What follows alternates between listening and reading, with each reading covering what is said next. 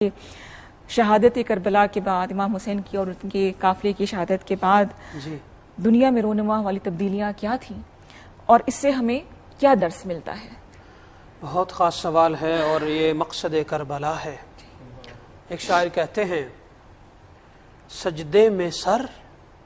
گلے پہ خنجر، سجدے میں سر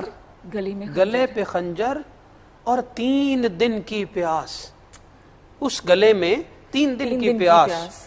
ایسی نماز پھر نہ ہوئی کربلا کے بعد۔ تو واقعہ کربلا جب رونما ہوا تو اس کے بعد آسمان رویا۔ آج جو ہمارے آنسو ہیں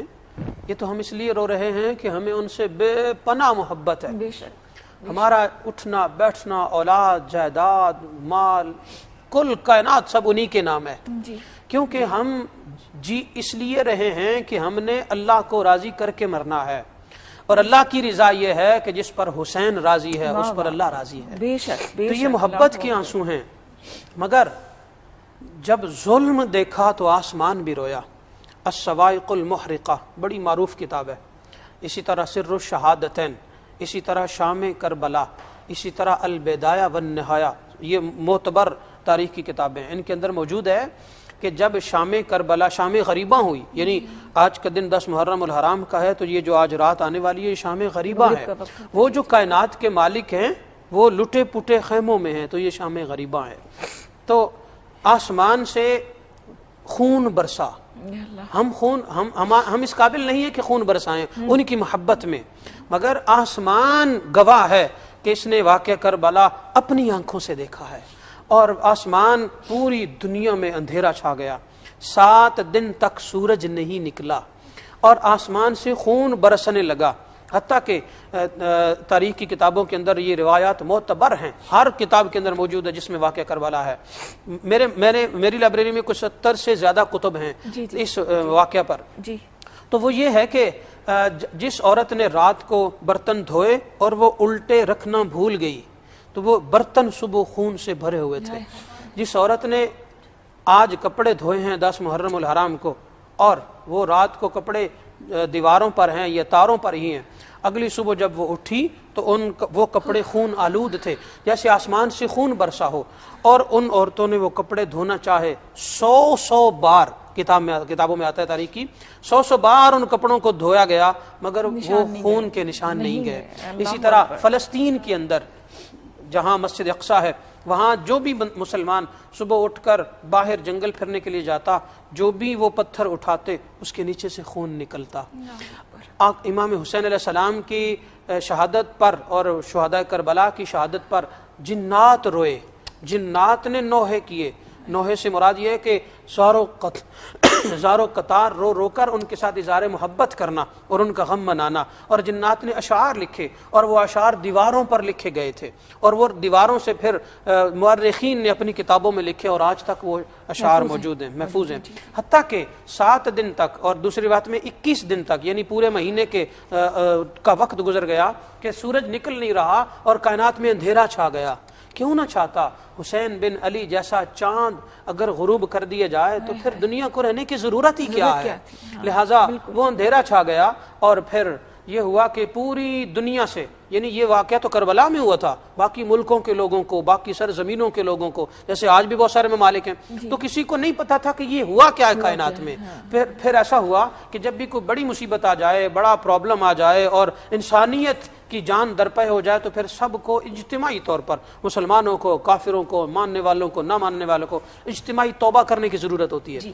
پھر پوری دنیا کے اندر ملکوں کے بادشاہوں نے صدقات و خیرات کیے، انہوں نے دیگیں پکائیں، انہوں نے ہزاروں جانور تقسیم کیے، خون بہا، جس کی جو سمجھ میں آیا اس نے اپنی مملکت میں، اپنے جو بھی گائیڈ کرنے والے مذہبی حوالے سے تھے، یعنی مسلمان ممالک میں بھی، نان مسلم ممالک میں بھی، حتیٰ کہ انڈیا، بھارت کے اندر بھی باقاعدہ جانور ذبح کیے گئے، اور لاکھوں کی تعداد میں جانور ذبح ہوئے۔ لوگوں نے آسمان کی طرف ہاتھ اٹھا کے اللہ تعالیٰ سے توبہ کی اور معافی مانگی۔ کئی دن تک صدقات و خیرات چلتے رہے، حتیٰ کہ پھر بہت زیادہ بارش برسی۔ اس بارش میں پہلے خون تھا، اور پھر وہ خون آلود پانی تھا، اور اس کے بعد پھر بارش کے صاف قطرے تھے، حتیٰ کہ پھر آسمان صاف ہوا۔ یہ وہ واقعات اور وہ تبدیلیاں ہیں جو کہ پوری کائنات نے دیکھی، اور یہ صرف اسلام کی بات نہیں، یہ پوری انسانیت کی بات ہے۔ اور پھر یہ ہوا کہ حضرت سیدنا امام زین العابدین یعنی اہل بیت اطہار کے ساتھ کیا بیتی۔ حضرت امام زین العابدین ایک بیمار کربلا تھے، جب وہ بچے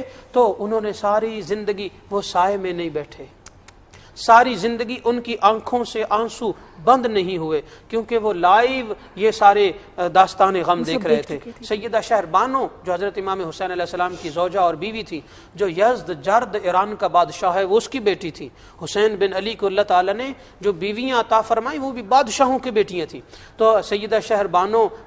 کے بارے میں باقاعدہ روایات میں آتا ہے کہ رات کو تو مجبوری تھی کہ رات ہو گئی ہے، مگر اس کے بعد اپنا سہاگ اجڑنے کے بعد انہوں نے کبھی سایہ نہیں دیکھا اور ان کے آنسو کبھی خشک نہیں ہوئے۔ حضرت امام زین العابدین اسی لیے یعنی عابدین کے عبادت کرنے والوں کے امام ہیں کہ وہ ساری زندگی روتے رہے، حتیٰ کہ غلاف کعبہ کو پکڑ کر اتنا زیادہ روتے اور اتنی سسکیوں سے روتے کہ طواف کرنے والے لوگ بھی ان کے دل اور کلیجے پھٹنے لگتے کہ اتنا درد کسی کے رونے میں کیسے ہو سکتا ہے جتنا یہ اپنا چہرہ غلاف کعبہ میں چھپا کر نوجوان رو رہا ہے۔ حتیٰ کہ کئی دفعہ جب یہ پتہ کیا گیا کہ وہ کون ہے تو حضرت امام زین العابدین تھے کہ زندگی کے آخری لمحے تک ان کا وہ غم تازہ رہا، وہ نقش نہیں مٹا سکے۔ تو جب ان کے گھرانے کا یہ عالم ہے، جب کائنات کے اندر معاملات اس طرح قدرتی طور پر ہوئے تو یہ کیسے ہو سکتا ہے کہ ان کے ساتھ محبت کرنے والا ان دنوں میں کم از کم آنسو نہ بہا سکے، ان دنوں میں کم از کم ان کے ساتھ اظہار محبت نہ کر سکے۔ میں یہ کہوں گا کہ کائنات کے اندر اتنی بڑی تبدیلی آئی کہ جب یہ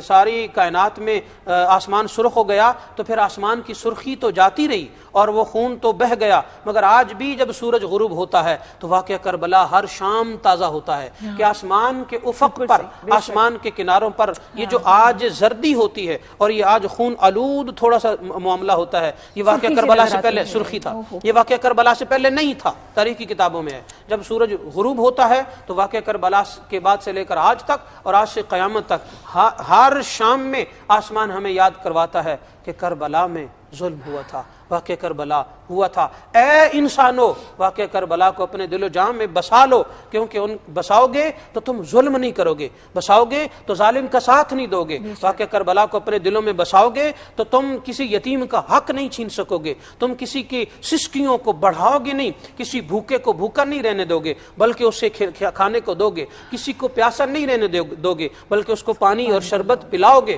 اور کوئی اگر دکھی ہے تو اس کے دکھ تم بانٹو گے، کیونکہ دکھوں کا مداوع کرو گے، کیونکہ تم حسینی ہو، کیونکہ تم کربلا والے ہو۔ لہٰذا پیغام کربلا یہ ہے کہ انسانیت کا درد دل میں رکھا جائے اور اللہ تعالیٰ سے ڈرا جائے، اور ہر ظالم اور ہر یزید کے سامنے شجاعت اور بہادری کے ساتھ انجام کی پرواہ کیے بغیر جو ہے وہ اس کے سامنے سینہ سپر ہوا جائے، جو بھی حسین کی طرح ان کے نقش قدم پر چلتے ہوئے ظلم کے سامنے ڈٹ جاتا ہے، بظاہر اگر وہ مٹا بھی دیا جائے تو رب اسے کبھی مٹنے نہیں دیتا۔ بہت خوبصورت بات کہی، بہت خوبصورت